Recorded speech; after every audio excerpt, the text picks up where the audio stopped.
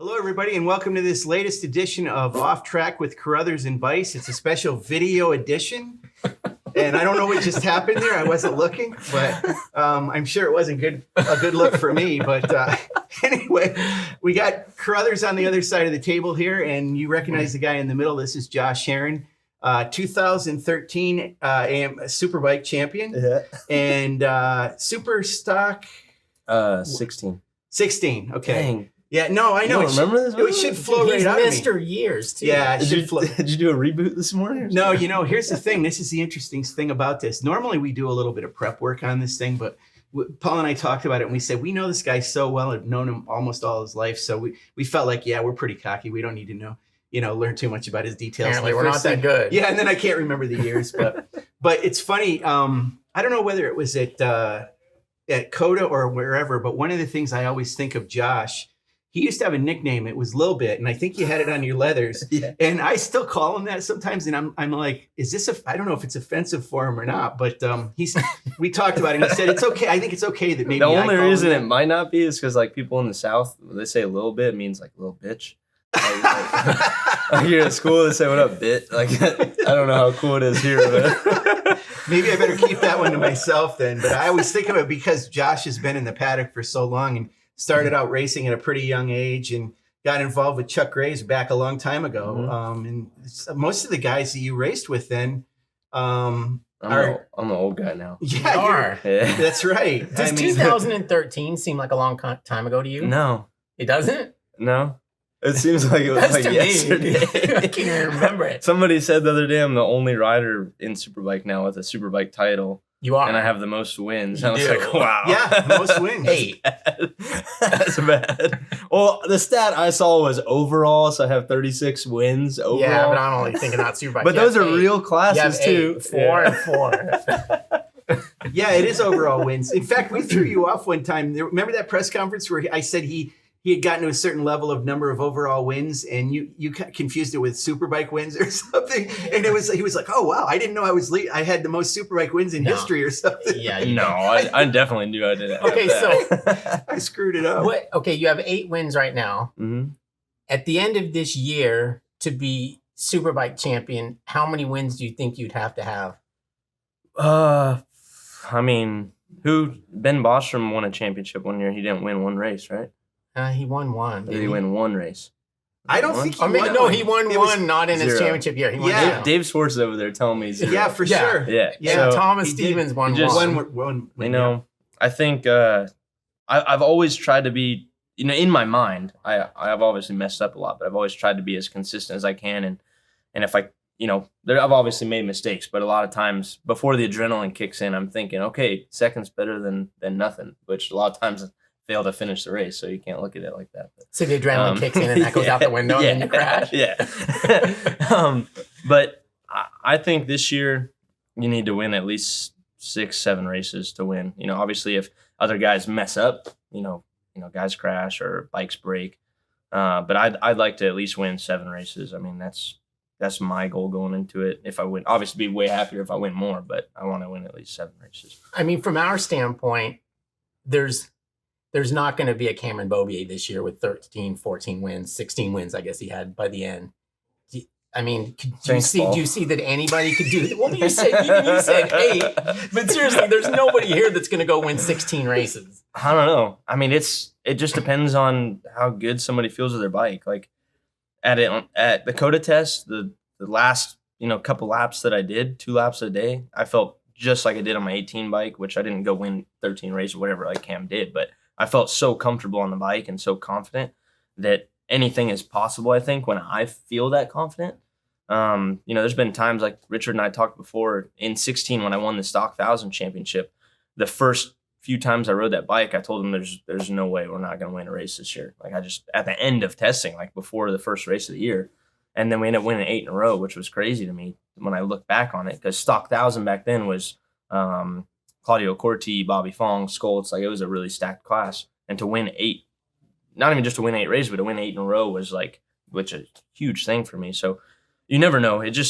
For me, it's all based on confidence. If I'm riding a wave, then it makes it a lot easier because you go into the race thinking like I got this handled, and your mental strength is better than anything, I think, whenever you're, riding on a good wave. So anything's possible, but, with Baz and Fong and Skoltz and Gagne and Peterson, there's a lot of, it's really stacked. And I think most of the year you're going to see at least 4 guys battling for the lead on the last lap. So it's really going to be a lot about luck, a lot about, how your strength and endurance is, and mentally how you are, for sure. I feel like it's going to be the guy who makes the fewest mistakes. Yeah. Because I think everybody that you just mentioned is perfectly capable of making mistakes because they have in the past. Mm-hmm. So I think it's going to be that, the guy that minimizes those. And yeah. And I think this year, I'm just speaking they're speaking it how it is, but I think that Baz is going to kind of elevate us to another level like Elias did in the past.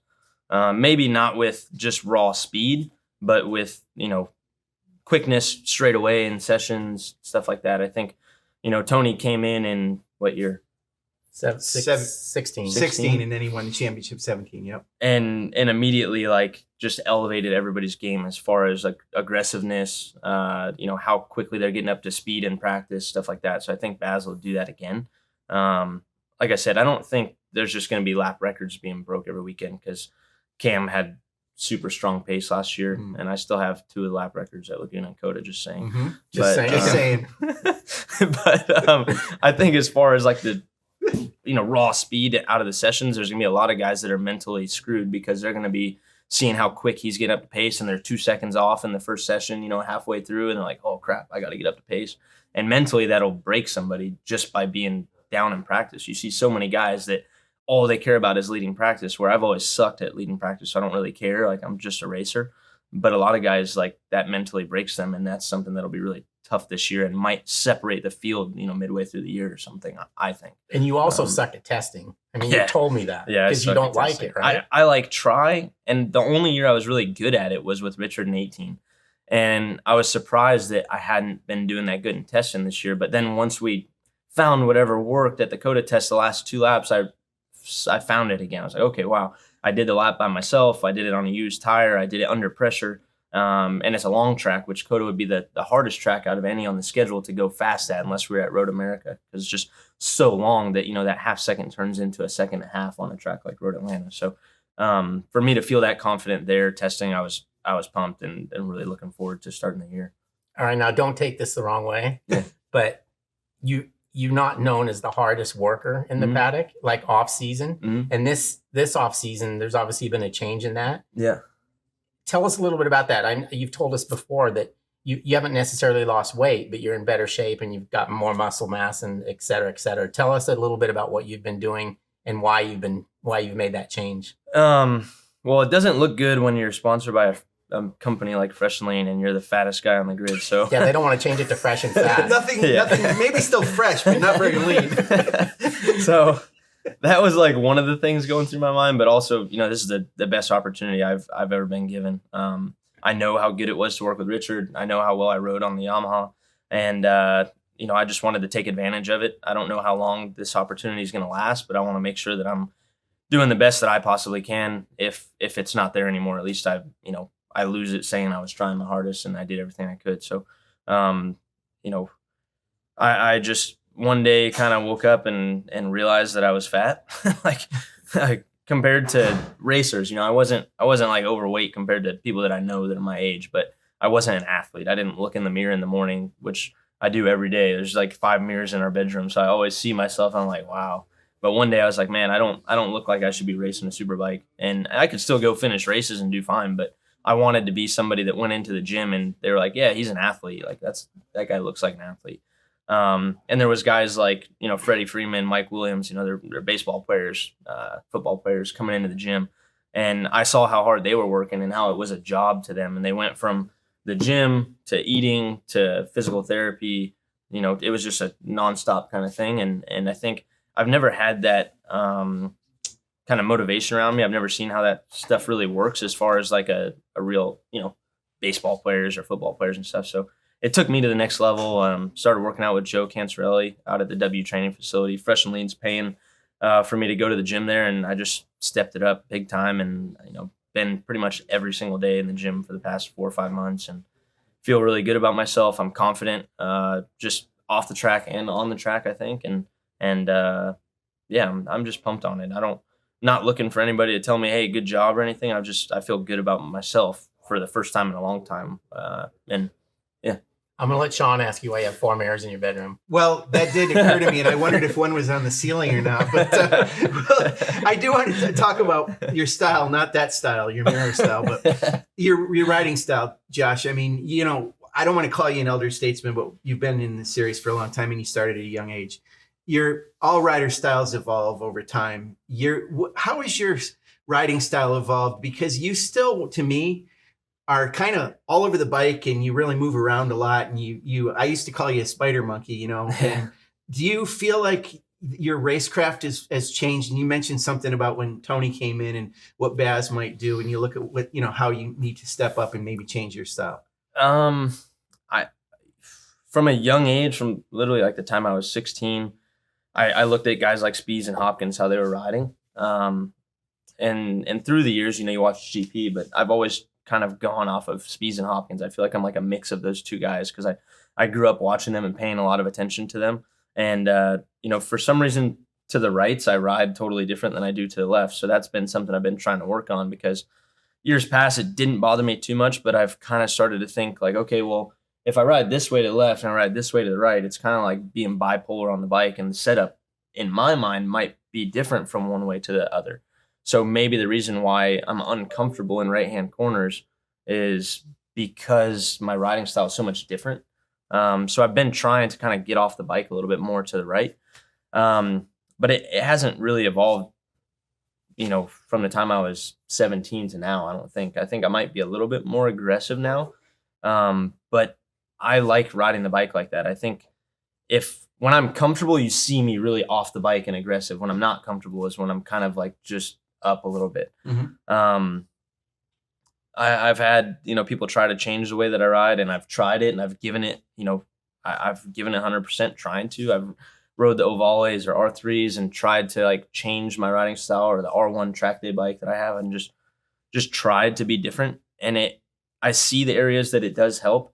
But to me, I'm not naturally doing it. It's not like just naturally happening. So that means that in the race, I'm thinking about that too much and mm-hmm. not thinking about what I need to be doing.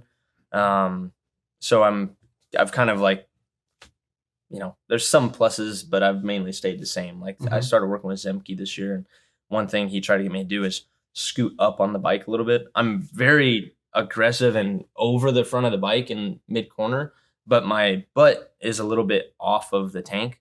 And by bringing my body weight forward a little bit, as far as my butt on the seat, it's shown me that you can actually get a lot more grip on the rear, which to me seems odd. Yeah, it was weird. Counterintuitive. Like, yeah, I've never been, you know, I've never been smart in that category, like understanding things about the bike.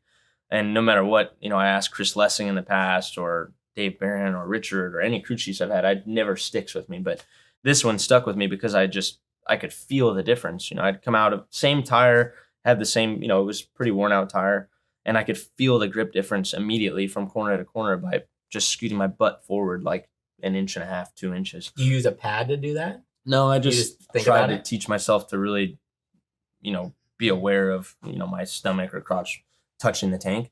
And it was a big difference. It makes it harder to do some other things, but I'm so used to moving around so quickly on the bike mm-hmm. anyways, that I can do one thing in the middle of the corner and prepare for the exit or whatever it may be.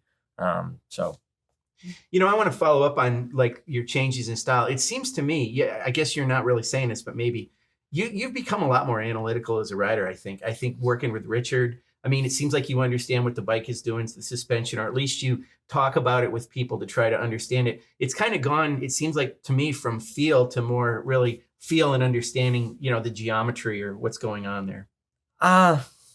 I try to, but for some reason, I don't know if I'm dumb or maybe I'm really smart. My brain's just telling me, hey, don't worry about that kind of stuff.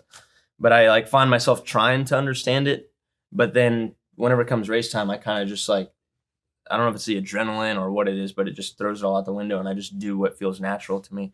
But I also feel like I've been trying to learn more because of fans or people on YouTube, like trying to understand things. I want to really understand what I'm doing on the bike and what changes, so I can tell people or people that I'm coaching, like kind of show them what's going on, because I think that might be one of the biggest things. When I started coaching riders, I started having to think like, okay, why am I doing this, or what am I doing that makes me do this, so I can explain it to them. And in turn, it's kind of made me be a little bit more aware of what's going on at the racetrack whenever I'm here racing. Yeah. And it has helped a little bit, but sometimes, you just got to kind of block that stuff out and not overthink. I've been teammates with a lot of riders that they just are way too into the setup of the bike, and they come in and say, give me 2 clicks here, instead of just letting Richard do his thing and just focusing on how could I be a better rider this weekend. Yeah, that's not uncommon among riders. I mean, you think about guys like, I think of Doug Poland. Doug Poland, when he raced, with very analytical, understood tires, and became a tire tester. Some guys do that. I mean, I know now Jeff Mays does some testing for Dunlop. Taylor Knapp is doing that now. But then some riders just ride the bike and they almost can't explain it. You can't. I can't tell you what it is. It's just something that I can do, but I couldn't really teach you to maybe necessarily do that. But you work with a lot of younger riders. So what do you work with them on? For me, so that's where I've been trying to get better. I want to be that technical guy that understands things. But for me, that's why I like working with kids like Jesse James, because I don't have to focus so much on telling him why to do something. I just tell him to do it. Yep. Right. I don't need to. He doesn't need to know why the reason is to do that. He just Especially needs when to you know. don't know why. Yeah. Right. If there's ever a time where I'm like wondering, I'll just call somebody and ask them, hey, why do we do this? Right. but for the most part, it's like when my dad's teaching somebody how to do woodworking. It's like, you don't need to know why I do that. Just do it. This is the best way to do it. Yeah. Do what I do. So you could try your own variations of what that is, but you're doing it this way, and 90% of the fast guys are doing it this way. So try that. But I have been trying to understand more so that I can teach people certain things. But for the most part, yeah, I think most racers don't know why they do things. We're just, most of us, with the exception of Hayes and Hacken, maybe a couple other guys, started when we were 5-6 years old or younger. And it's just what we do. It's like asking somebody why you walk that way. It's like, oh, I don't know. Like, this is just, I could do this with my eyes closed. And most people look at it like you're crazy for doing that sport. But to us, it's just second nature. It's just what we do. Like from the time I was born, I was sitting on a tank with my dad. Like, so that's just natural for us. And we don't really understand why. It's like speaking English to us. Like, I don't know why is my language. It's just, it is. Right. So, yeah, that's one really cool thing I've always thought about racers is like you said, they don't know why they do the things they do, or they don't know that that's sketchy and they shouldn't be doing that. Like track day guys look at it and they're like, dude, you're insane. But to us, it's like, there's a lot of room for error there. Like we make tons of mistakes every lap, and we don't know why or how we do certain things. Most of us. Back to this weekend with the series opener. How important is it for you to get off to a really good start?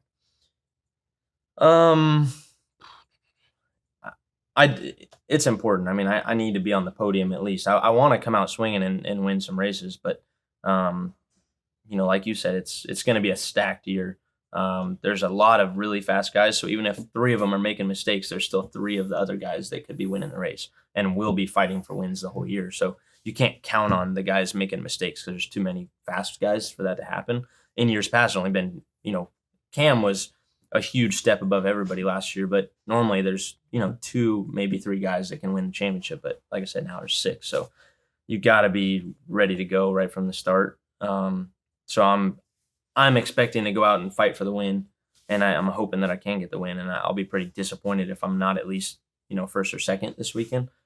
So I think it's important the whole year. You can't be thinking, oh, the championship's long and we have time. I'm not thinking about it. You're going to be thinking about it the whole time. You need to be getting as many race wins as you can. Did you get the chance to ride with Baz at all at the test? I was like so off the pace the whole test, and I saw him like go out with me on pit lane, and it was kind of, I think, if I was him, thinking he was straight out of the gate was really quick there, and he was wanting to size people up and like kind of big ball them and show like, all right, I'll go out with you and I'll pull away from you. And I was luckily, for whatever reason, I was able to claw onto him even though I was uncomfortable. So I only really rode with him that one time.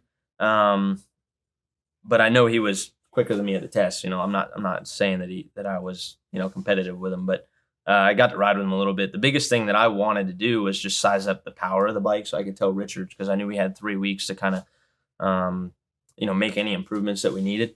So it was really good to be able to just get out with him and get a good drive against him going onto the back straight at COTA. So we have an idea of the torque and mid-range and top end of the bike. And, I came in, told Rich, I said, bottom end and mid-range was good. Top end could improve a tiny bit, but it wasn't bad. It wasn't like he was yarding us like and that's a track that's like made for that sort first of gear, just huge torque, and like it should be a really good Ducati track. And we were there. But, Zanetti last year, I think, was like I talked to Skoltz about it. He was way lighter than Baz is. Right. He was a little bit shorter and super skinny. Yeah. So I think that was a big thing last year. But that was the main thing, like I said, I was worried about there, figuring out. And I saw how tall the guy was. It was nuts. Like he made that bike look like it was a R3 or something. It's so big on it. It's like volley. I want to point out something for people that are watching. So what you just said was pretty analytical, Josh. You went to COTA and it was a test, and you were talking about the bottom end, the torque on the bike. So there you go. I mean, don't sell yourself short. You understand from dealing with Richard what you're trying to get out of the bike and what you need to accomplish. I was just having fun drag racing my buddy is all. Do you feel like this track, because you live in California now, but you spent a lot of time in Dublin, Georgia, it's still kind of a hometown for you, went to school there. Do you feel like this is a home track for you? Is this a special place? I only went to school there for like a couple months because the school system sucked here. He flunked out. No, they just sucked, man. I remember I didn't call the teacher, yes, sir, and they sent me to the principal's office for it. And my dad came in. The guy's like, have you ever heard of the phrase when in Rome? And my dad's like, so you want my kid spitting dip on the carpet like all these other kids? I made a lot of good friends here, but we left school after like 6 months because it sucked, man. And homeschooled, right? From there. But yeah, it is still like I consider it like a home track. I hate when people do that because like a lot of racers bounce around, and it's like we have like 5 home tracks. Yeah, it seems exactly. Like. So I've always like felt like super cringy when people ask me that because I feel like Laguna is like a home track. Mm-hmm. I feel like Road Atlanta is a home track. I feel like Barber is a home track. So it's like. It's really just whatever track a racer has success at and likes, that's his home track. Like, it could be Ohio, and we could say, yeah, that's like my home track because I do good there. But Road Atlanta is cool because, like, the Herrin compound's 2 hours from here. So, yeah, I grew up doing a lot of laps here. We have a lot of friends that every year they set up and turn 10A, 10B. And I love doing good here because I just love going off into the gravel and 10A, 10B after the race and just, like, seeing everybody pumped up. Me and Paul were talking about earlier, like what we're focusing on before the race and stuff. Like during the race, like I literally go through 10A, 10B and like want to do cool moves there because I can hear like my family and friends and people from the compound out there, and like you can feel the energy in that like gravity cavity area, right? It's like, this is sick. Like I can hear it. I feel like I'm at a basketball game or something because the bikes are so quiet through that section that if you make a pass, you just hear them screaming. Yeah. Even somebody crashes behind you, you hear the whole crowd like, oh. So it's a cool feeling, knowing that it's like your crowd right there. Yeah. And no matter what happens, you could crash and go in the crowd, and everybody's still pumped that you're out there and they just want to hang out. So yeah, it's neat being here. I have a lot of fun. Yeah. This is the thing I always find to be fascinating about you. I know we're running out of time, but I want to mention this. You seem to be very aware of your surroundings. Some of these guys are out on the track and they know the turns and they don't pay any attention to anything. But I mean, you've talked to us in the past where you've been able to look at the screen and see who's behind you or, where your position is, or you're saying about the fans in the corner. It's interesting to me that you can race a track and kind of still be aware of where you are. So I think a lot of racers do that. I think for whatever reason, there's a lot of things that racers do and they don't like say it because they don't want people thinking they're distracted or like, right. They're so worried about what somebody's going to think. But like the TV is like a cheater for me because like I've always been taught, my mom was like big on never looking back, like huge on it. So I try not to look back. I still do because it's a bad habit, but like using the monitors around the track is huge for me because it allows me to see like from lap to lap. Like maybe there's a guy in 6 that's making a charge and I can see like how close he's getting. Or if there's 2 guys behind me, maybe they're in a battle and I know like, okay, I see these guys every lap passing each other. Maybe this is my chance to like try and put my head down and get away from the guys behind me. Or it's easier for me to like get a realistic idea of the gap from me to the next guy by looking at TV where whoever's given the pit board might be saying, oh, you're +4, but really it's like almost a second. So it's good to look at that stuff. But then there's also stuff you don't want to see. You always Like I always just like for some reason see the weirdest shit on the side of the track. Like there might be a guy in a red t-shirt and I can't stop looking at him like, every time I go by, and it makes me so pissed. I remember Road America one year. There's this guy with like a red Wisconsin flag, like the college flag, and he's just like got it on his motorhome, and I'm like so pissed at this guy because I think there's a red flag. And then for whatever reason, this guy's flipping me off after the race. And like Rachel and I talked about it like a month ago. Like she's like, maybe that guy was like flipping you off because you always have the middle finger like stickers and stuff. I'm like, shit, maybe you're right. Because I like stood up. I won the race, and I remember standing up and like double birding him so mad. And like a month ago, she's like, maybe he was just doing it to be funny. I'm like, oh, maybe he was. That's good. Well, I think we're going to wrap up here, but when this runs on Saturday, of course, we're going to be well into the race weekend. We're talking to Josh on Thursday leading into the weekend. So, obviously we'll see how things go in this first weekend, and, every level playing field for everybody. But I want to talk about VIR, which is our next race coming up in a couple of weeks. Obviously when you guys see this, we want to let you know to get on MotoAmerica's website and get tickets for that round. And certainly Live Plus, I think, Josh is very electronically clued in on things, so he's very familiar with the Live Plus streaming. I think, it's a good app for the fans, wouldn't you say? Yeah, it's super good for the fans. I think a lot of the racers don't use it enough. It's good for us to go back and look at practice. Absolutely. Like, that's why I like it. I know that if people are busy at home and, can't watch the race or practice, like it's nice to be able to just go there. I don't think there's any, it's like no spoilers, right? There's no results on the Live Plus. So it's kind of cool to like not have to worry about trying to find it and see the results of a race you didn't want to hear the results of. So I love using it. My whole family uses it. All my friends use it. It's the easiest way to do it. So a lot of people ask me all the time, like, man, they need to get better at telling us or finding ways to watch the race. Like, this is like the best way ever to watch the race. Use that and don't worry about other things. Although certainly our broadcast TV is really good with FS2 this year, and we got Mav TV for Super Sport, and look at this guy King of the Baggers. Well, I mean, you gave us a ringing endorsement of the Live Plus subscription streaming service. I can't say it any better than what Josh just did. So definitely subscribe, you guys. And, thanks for joining us on this podcast. Thanks a lot, a little bit for being with us. Your OnlyFans is a good spot too, right? Yeah, that's right. All right.